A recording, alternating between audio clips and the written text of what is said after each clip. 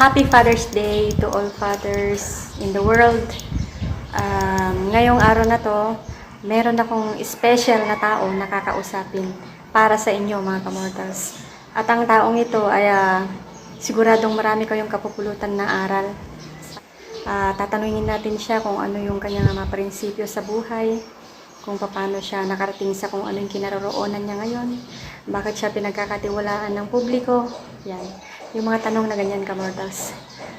So, without further ado, mga kamortals, eto na siya. Tatanungin na natin kung ano ang tungkol sa kanyang buhay, mga kamortals. Generally speaking, sir, what was your childhood like? What I can remember, ma'am, because my father was also a member of the uniformed personnel, being a policeman, serving our municipality. He was indeed a flexible man. While it is true that in him has the feature of being a disciplinarian, but the way he raised us is not actually in its strict sense as a disciplinarian. He will just guide us on what is best, what to do, and how to do it.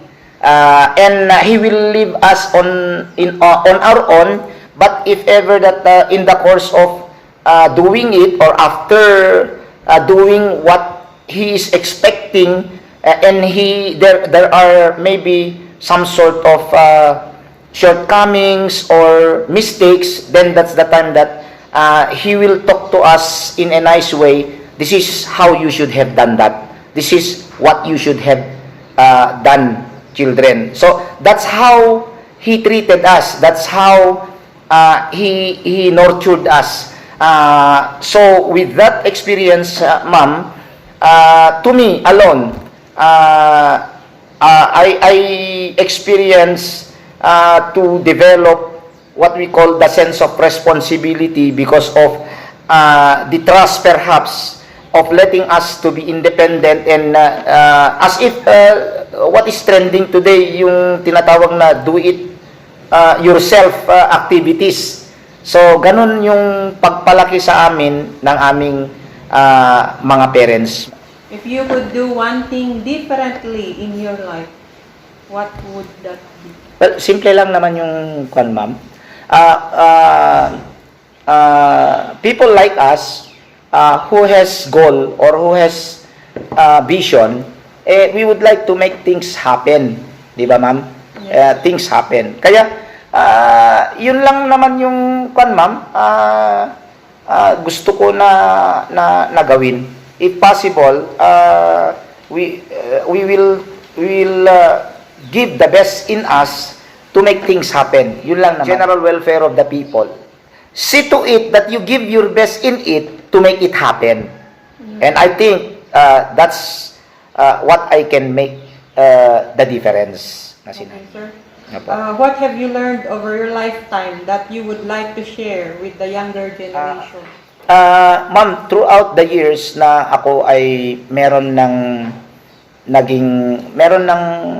tinatawag na discernment, yung yung kaalaman na ma-distinguish kung ano yung tama or mali. Yan ang tawag nila diyan, discernment, ma'am. Kaya nakita ko, you may not perhaps commit a mistake if you are responsible. So ang gusto ko na ipamana na sana na ma-develop to each and every young generation now, in the younger generation, is be responsible enough. Correct. Sir, how would you like to be remembered by the people? Well, How would you like to be remembered? it's a common question that I usually hear, madam. But to me, simple. I do not like that I will project myself as a prominent person. I will project myself as somebody. They will just count on what I have done for the people. And with that, I believe that can be a factor that I can be remembered eternally. Okay, so Sir Tani, inak muna tayo sa mga serious questions. Ngayon, ako'y magbibigay sa'yo ng 2 choices and you only have to pick one of the 2 choices and tell me why did you pick that choice. Serious or bubbly? Well, it could be a choice of both, but since the You only have to question pick is one. we can only choose one. Yes. Well, to me, I think because of the reflection in my life, maybe I'd rather choose bubbly to receive. Okay, empty or full? Well, to me, ma'am, I'd rather choose empty because, as I've said, the principle in life is once you are empty, there is the chance that you can still make it full. How about if you are already full? You can still make it empty. Better still to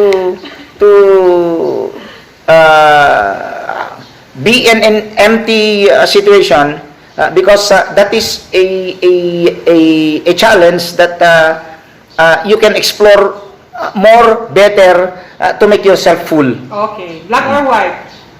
Well, to me, well, I know that many may choose white, but I'd rather choose black. Why?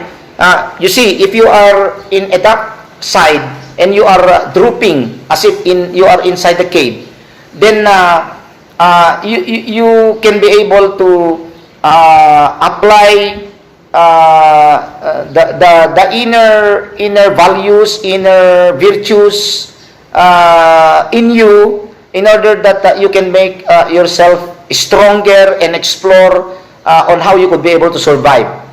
So, yun yung anecdote ng life na kung nasa dark side ka, ay gawin mo lahat para you can be in the lighter side, white. So, you will be coming from dark, black, to go to the white side.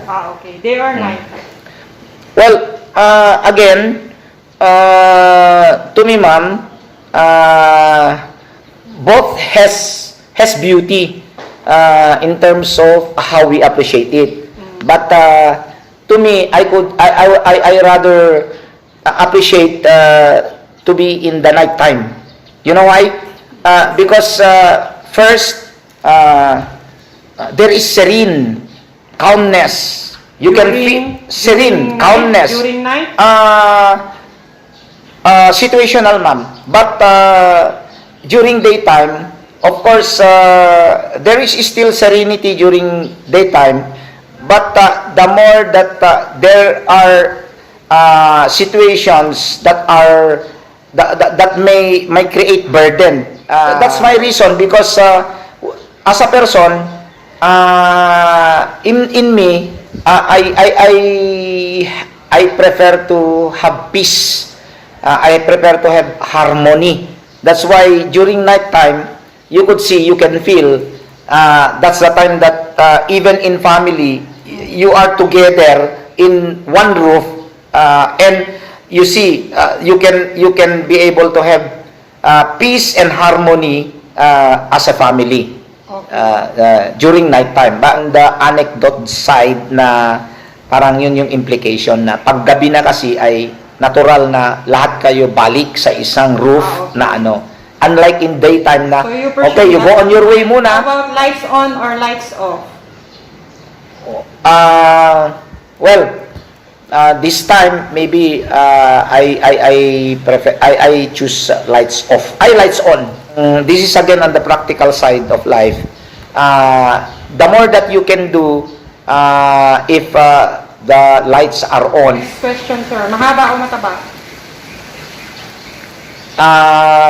Well, whatever may be the shape or whatever may be the both are Mahaba o mataba?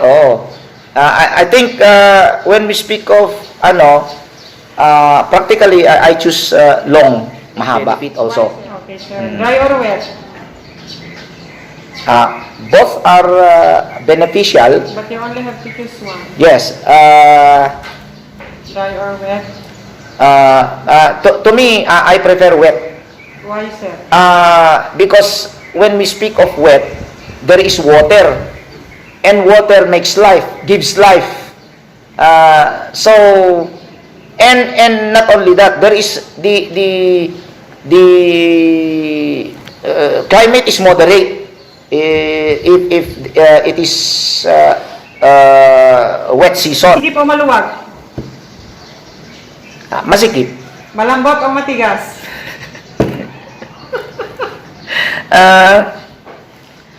Well, Sir, you don't need to explain. yes.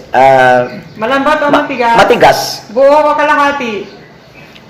Buo. Malaki o maliit? Sa akin, maliit. Bat or boobs? Sa akin yung bat. Sexy or chubby?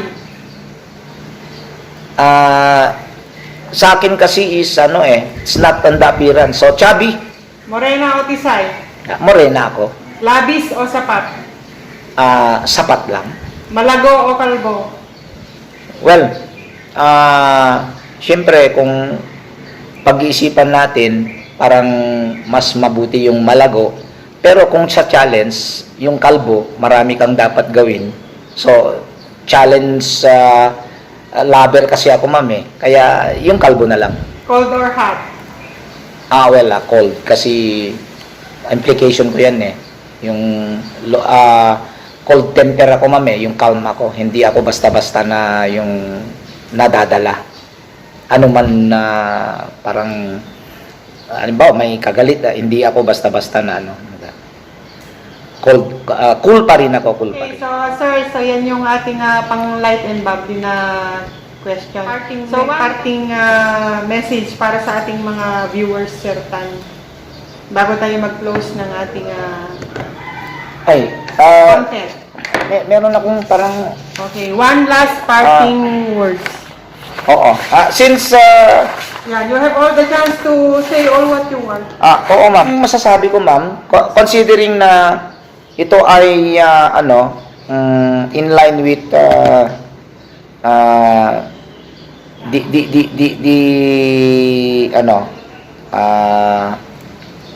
the responsibility of being a father or in a family. Ang nakikita ko lang diyan, ma'am, is sana lahat ng mga father na katulad ko ay para magkaroon ng tama at wasto na ating pamamaraan na palakihin ng ating mga anak, dahil hindi po kaila na sila po yung mga talagang magpapatuloy kung ano po yung minimitihin natin sa family at panglipunan. Kaya nararapat lang katulad ko na ito yung kasabihan kasi, ma'am, na sinasabi na children pay more attention to what you do rather than what you say. So, lead by example. Opo. Meron kasi sir yung iba yung sinasabi dun sa ginagawa niya. Opo. Kaya nga, yung in-stress ko kanina, ma'am, na sinasabi ko na part ng question nyo sa una, na hango rin sa mga naging karanasan ko sa tatay at nanay ko na una ay lay down muna yung kung ano yung patakaran mo, ano yung gusto mong gawin sa loob ng bahay, and then sabihin mo, okay, try to do this, kasi i-explain mo na if you are going to do this, this will make you good. Ayan. Pero pag along the way may mga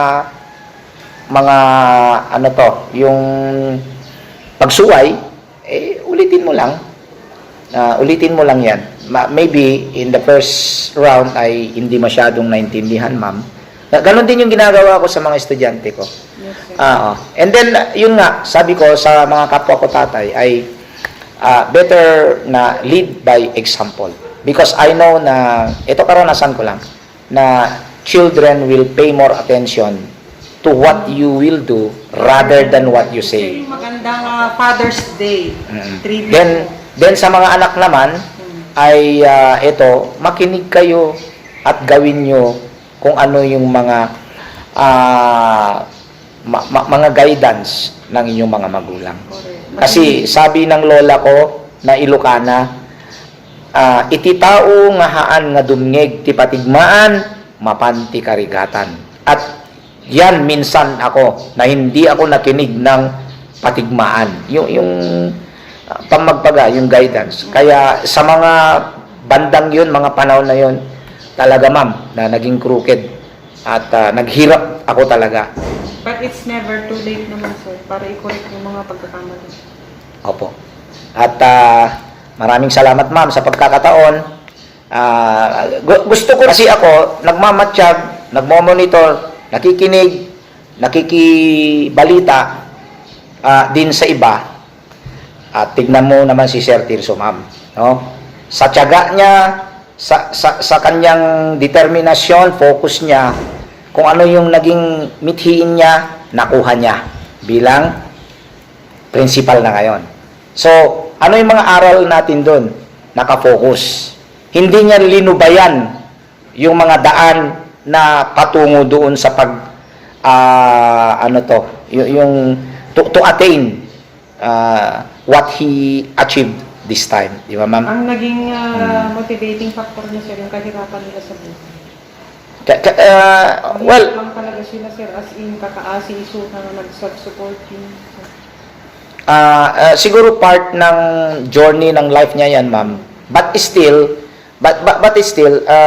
kung if we try to categorize specifically, yung ginamit niya, kaya na-attain, na-achieve niya yung mithiin niya sa buhay na maging principal na, nandun, determinasyon, focus, at yun yung parang nakita ko. So, congratulations din sa kanya, ma'am, being your loving and responsible husband. Diba?